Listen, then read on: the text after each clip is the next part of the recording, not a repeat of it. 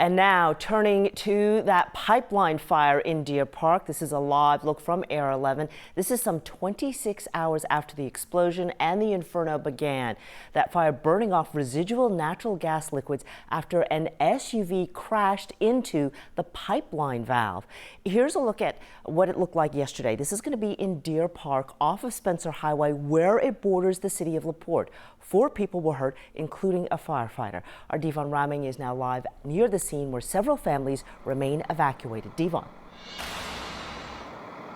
Well, Sherman, the city of Deer Park tells us that the fire from the pipeline is actively working to burn itself out. In fact, from where we're standing, just about 2 hours ago, you could still see flames, but you can't really see any more right now behind these houses as crews are still out here actively working to contain this fire. You know, many people in this neighborhood, we've been seeing them coming and going all morning, grabbing some of their belongings from their home because some of them are staying in hotels right now because a lot of the homes in this neighborhood are still without power. And, you know, some of the folks that we spoke with, well, they tell us this is their second loss of the summer.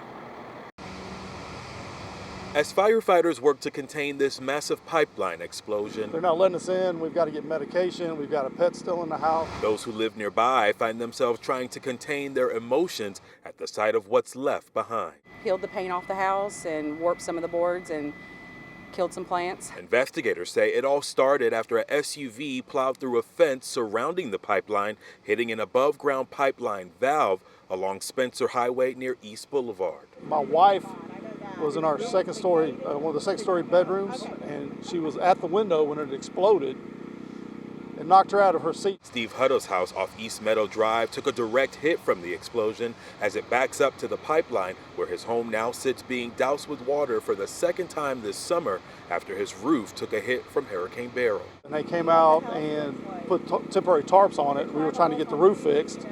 So whatever the fire didn't do, the excessive water probably just trashed inside the house. He and his wife now find themselves dealing with loss once again, but this time around in a different form.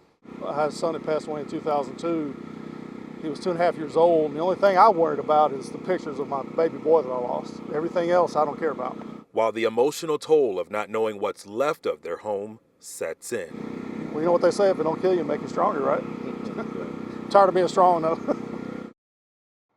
Now, for those who have homes here in the Deer Park area that have lost power, CenterPoint says they are on standby. They're simply just waiting for the ground to cool down before any power restorations can take place. Live in Deer Park, Devon Raming, KHOU 11 News.